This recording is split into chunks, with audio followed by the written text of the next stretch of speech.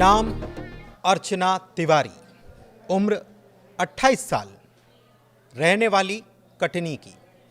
इंदौर से कटनी के लिए यात्रा कर रही थी, अचानक से लापता हो गई और अब उनका ये लापता होना पुलिस के लिए बहुत बड़ी मिस्ट्री या ये कहें रहस्य बन चुका है।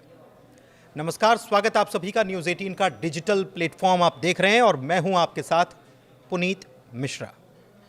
रक्षाबंधन पर घर लौट रही थी सिविल जज की तैयारी कर रही अर्चना, 28 साल की अर्चना। ट्रेन में सवार हुई, इंदौर से ट्रेन चलती है और जाना था कटनी। लेकिन इस दौरान ट्रेन तो कटनी पहुंची, लेकिन अर्चना कटनी नहीं गई। तो फिर कहां गई? अब यही सवाल पुलिस के सामने भी मिस्ट्री बना है और परिजनों के सामने भी, क्योंकि भोपाल में लास्ट लोकेशन पाई गई है, लेकिन अर्चना नहीं मिली। इंदौर में रहकर सिविल जज की तैयारी कर रही कटनी की बेटी का चलती ट्रेन से रहस्यमयी तरीके से लापता या गायब हो जाने का मामला सुर्खियों में छा गया है। रेलवे पुलिस क्या बता रही है? रेलवे पुलिस बता रही है कि ये युवती, जिसका नाम अर्चना तिवारी है और ये 28 साल की है, ये कटनी जिले के मंगल नगर की रहने वाली है। अर्चना तिवारी इंदौर से कटनी आते वक्त चलती ट्रेन से अचानक लापता हो गई। अर्चना तिवारी इंदौर के हॉस्टल में रहकर सिविल जज की तैयारी के साथ कोर्ट में प्रैक्टिस भी कर रही थी। रक्षाबंधन का पर्व आ रहा था और 9 तारीख को रक्षाबंधन का पर्व था, लेकिन वो 7 तारीख को रवाना हुई, रक्षाबंधन के लिए अपने घर की तरफ रवाना हुई कटनी जाने के लिए। 28 साल की अर्चना तिवारी 7 अगस्त की शाम इंदौर से कटनी के लिए रवाना हुई। 7 अगस्त की शाम इंदौर स्टेशन से ट्रेन नंबर 18233 इंदौर बिलासपुर, जिसे नर्मदा एक्सप्रेस के नाम से भी जाना जाता है, उसके B3 कोच में वो सवार हुई कटनी के लिए। सीट नंबर थी 3। ट्रेन तो कटनी साउथ स्टेशन पर पहुंची, लेकिन अर्चना नहीं मिली। कटनी पहुंची ही नहीं, और जब वो पहुंची नहीं तो परिजनों को फिक्र हुई। परिजनों ने कॉल किया, लेकिन मोबाइल नंबर बंद मिला, और मोबाइल बंद मिला तो परिजन हो गए परेशान। अर्चना की तलाश शुरू कर दी गई।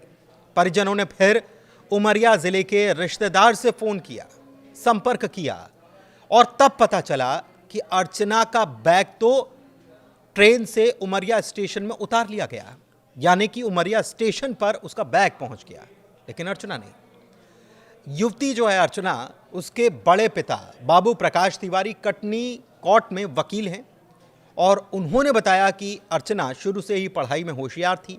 LLM की पढ़ाई की, उसके बाद जबलपुर से पढ़ाई की और वहीं रहकर 3 साल की प्रैक्टिस भी की, जबलपुर हाई कोर्ट में प्रैक्टिस की, और वो सिविल जज की तैयारी के लिए 8 महीने से इंदौर में थी और वहां पर कोचिंग कर रही थी। जानकारी जो आई उसके मुताबिक रानी कमलापति स्टेशन, जो कि भोपाल का स्टेशन है, यहां तक वो ट्रेन में नजर आई, और उसके बाद वो कहां गई किसी को कुछ पता नहीं चल पा रहा है। बड़ी बात यह है कि उनका मोबाइल भी बंद है। परिजनों ने कटनी GRP थाने में इसकी शिकायत दी और गुम इंसान का मामला कायम कराया। इसके बाद उसकी तलाश शुरू हुई। फिलहाल अर्चना का चलती ट्रेन से गायब होना कोई अनहोनी है या कुछ और, ये तो जांच के बाद ही खुलासा होगा, लेकिन सवाल कई हैं। इधर कटनी GRP के सब इंस्पेक्टर अनिल मरावी जो हैं, वो बता रहे हैं कि अर्चना तिवारी नर्मदा एक्सप्रेस के AC कोच B3 के बर्थ नंबर 3 पर थी। चाची से मोबाइल पर भोपाल में बात हुई और इसके बाद उनका मोबाइल नंबर बंद है।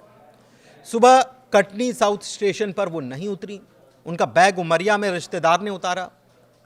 परिजनों ने आवेदन दिया है, मामला शुरू कर दिया गया है जांच के लिए। इधर CDR यानी कि कॉल डिटेल रिपोर्ट जब सामने आई तो लास्ट लोकेशन रानी कमलापति स्टेशन पर मिली 10:20 पर। ऐसे में कटनी GRP ने ये जांच डायरी भोपाल भेजी है। अब मामले की जांच वहीं की टीम करने वाली है, भोपाल की टीम। लेकिन जांच के दौरान पुलिस को पता चला है कि लापता होने से पहले अर्चना ने कुछ खास नंबरों से लगातार बात की थी। अब पुलिस इन नंबर को ट्रेस कर रही है ताकि उनसे बात, उसने किस किस से बात की थी, उनसे उन तक पहुंचाया जा सके। क्या कुछ और मामला है? प्रेम प्रसंग जैसा मामला तो कुछ नहीं है। कई सारे एंगल है पुलिस की जांच में। कॉल डिटेल से कुछ संकेत भी ऐसे पता चले हैं कि लगातार कुछ नंबरों पर बात हो रही थी। रानी कमलापति रेलवे थाना पुलिस लगातार जांच करने में लगी है, लेकिन अर्चना तिवारी अब तक किसी भी सीसीटीवी फुटेज में नजर नहीं आई है।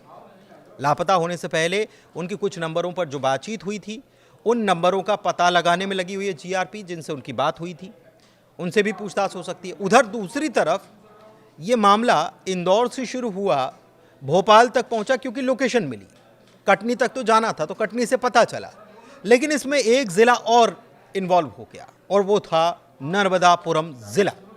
यहां पर भी अर्चना की तलाश शुरू कर दी गई। कुछ क्लूज शायद पुलिस के हाथ लगे होंगे, इसके आधार पर यह हो रहा है। नर्मदा नदी पर स्थित रेलवे ब्रिज के आसपास भी रेस्क्यू ऑपरेशन शुरू किया गया है। इधर परिजनों की चिंता बढ़ती जा रही है।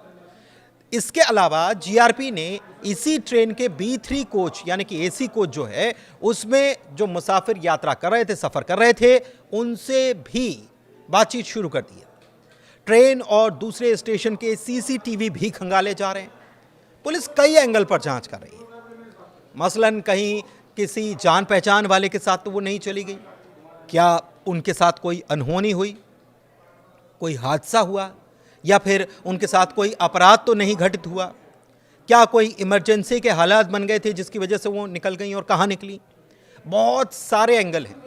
जीआरपी ने आम लोगों से और यात्रियों से यह अपील भी की है कि अगर किसी ने अर्चना को देखा है तो वो तुरंत जीआरपी को खबर कर सकते हैं। लेकिन परिवार का क्या कहना है? परिवार कह रहा है कि वो घर आने के लिए उत्साहित थी। रक्षाबंधन का पर्व था, पर्व परिवार के साथ मनाना था, कटने के लिए निकल भी गई और पूरी तरह से वे स्वस्थ हैं।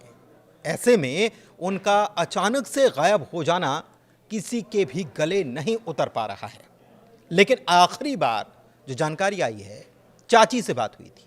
चाची से क्या बात हुई थी यह अभी समझ में नहीं आ रहा है, सुलझा नहीं है। इसके बारे में कुछ चीज़ें निकल कर नहीं आई। हो सकता है कि पुलिस उनसे भी संपर्क करे और क्या बात हुई थी इसके बारे में भी जाने, लेकिन अर्चना तिवारी का अभी तक कोई पता नहीं चला है।